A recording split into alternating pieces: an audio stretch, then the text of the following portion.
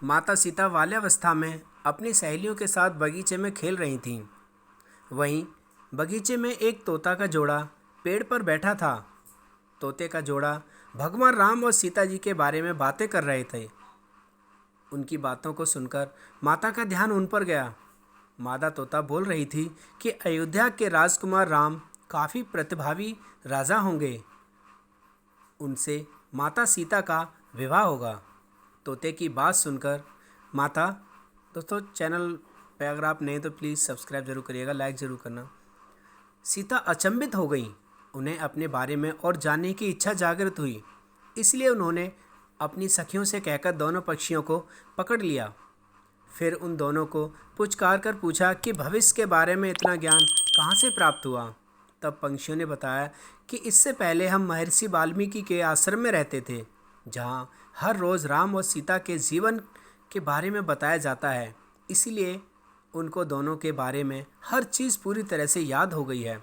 सीता जी ने पक्षियों से कहा कि जिस जनक पुत्री सीता की तुम लोग बात कर रहे हो वह मैं ही हूँ। मुझे मेरे और राम के बारे में और भी बातें जाननी हैं।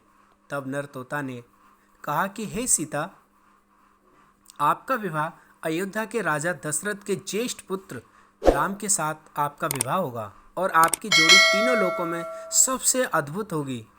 सीता जी सवाल पूछती रहीं और दोनों तोता जवाब देते रहे। सीता जी ने कहा कि जब तक मेरा विवाह नहीं हो जाता तुम दोनों मेरे साथ राजमहल में रहोगे और तुम्हें वहाँ सारी सुख सुविधाएं मिलेंगी। सीता जी की बात सुनकर तोता का जोड़ा घबरा गया।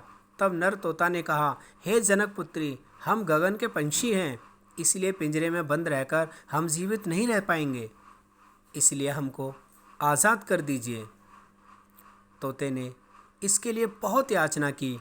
तब सीता जी ने नर तोते को छोड़ दिया, लेकिन मादा तोता को नहीं छोड़ा और कहा कि यह मेरे साथ रहेगी।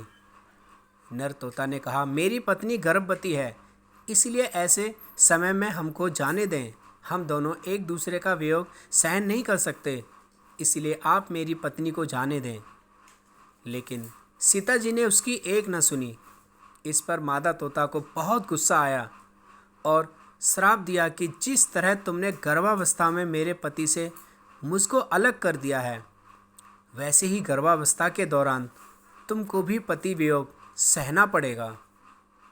इतना कहते ही मादा तोता ने अपने प्राण त्याग दिए। मादा तोता के प्राण त्यागने के कुछ समय बाद नर तोता के, प्लीज़ लाइक ज़रूर करना दोस्तों, पत्नी वियोग में प्राण चले गए। इससे माता सीता को बहुत दुख हुआ, लेकिन तब तक बहुत देर हो चुकी थी। बताया जाता है कि अगले जन्म में तोता वही धोबी था जिसने माता सीता के चरित्र पर उंगली उठाई थी, जिसके बाद भगवान राम ने सीता का गर्भावस्था के दौरान त्याग कर दिया। तब माता सीता महर्षि वाल्मीकि के आश्रम पहुंची और वहां उन्होंने लव कुश को जन्म दिया। दोस्तों आशा करता हूँ आपको आज की कहानी राम और सीता जी की बहुत अच्छी लगी होगी। भगवान आपको हमेशा खुश रखे। लाइक से सब्सक्राइब चैनल पर नहीं तो जरूर करना।